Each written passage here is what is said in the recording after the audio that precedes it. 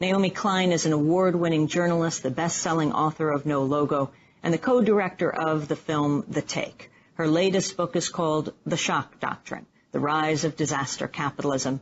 Noyuwmii Cloyn joins me for the hour in our Firehouse studio. Welcome to Democracy Now! Thank you, Amy.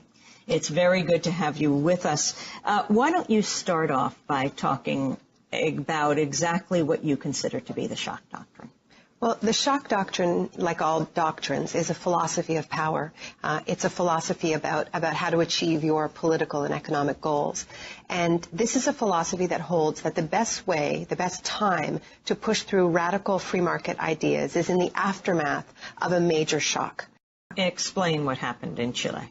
Well, I think, Democracy Now! Viewers and listeners know this chapter in history, which was that after Salvador Allende was elected, a democratic socialist was elected in 1970, there was a plot to overthrow him. And Nixon famously said, make the economy scream. And the plot had many elements, an embargo and so on. And finally, the support for Pinochet's coup on September 11th, 1973.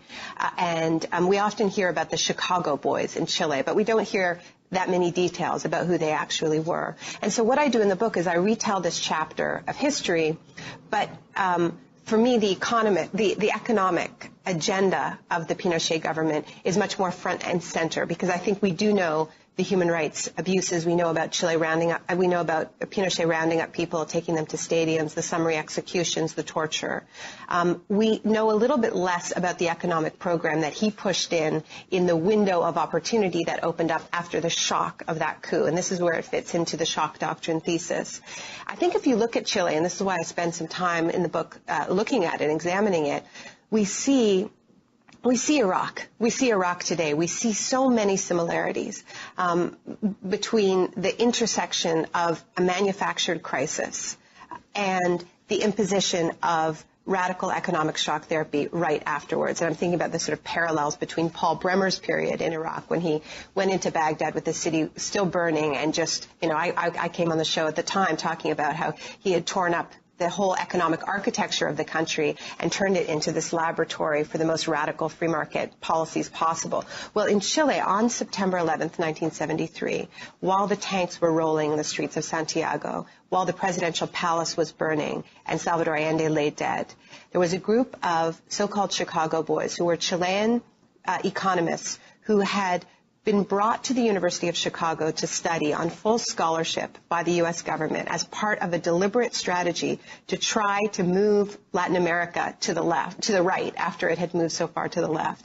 So this was a very ideological government-funded program, part of what Chile's former foreign minister calls a project of deliberate ideological transfer, i.e. bringing these students to this very extreme school at the University of Chicago and indoctrinating them in a brand of economics that was marginal in the United States at the time, and then sending them home as ideological warriors. So this group of economists who had failed to sway Chileans to their point of view when it was just part of an open debate, stayed up all night that night on September 11th, 1973, and they were photocopying a document called the BRIC. It's known as the BRIC. And what it was the economic program for Pinochet's government. And it has these striking similarities, Amy, with George Bush's 2000 election platform. It talks about an ownership society, privatizing Social Security, charter schools, a flat tax. This is all straight out of Milton Friedman's playbook. This document was on the desk of the generals on September the 12th when they reported for work the day after the coup, and it was the program for Pinochet's government. So what I'm doing in the book is saying, these two things are not coincidental. When Pinochet died, he died the same shortly before Milton Friedman. We heard, or actually he died shortly after Milton Friedman. We heard this narrative, in places like the Washington Post and the Wall Street Journal of course, we disapprove of his human rights violations and this sort of, shaking of fingers at the atrocities that we know about in Chile. But he was, on the economy, he was terrific. As if there was no connection between the free market revolution that he was able to push through and the extraordinary human rights violations that took place at the same time. And what I'm doing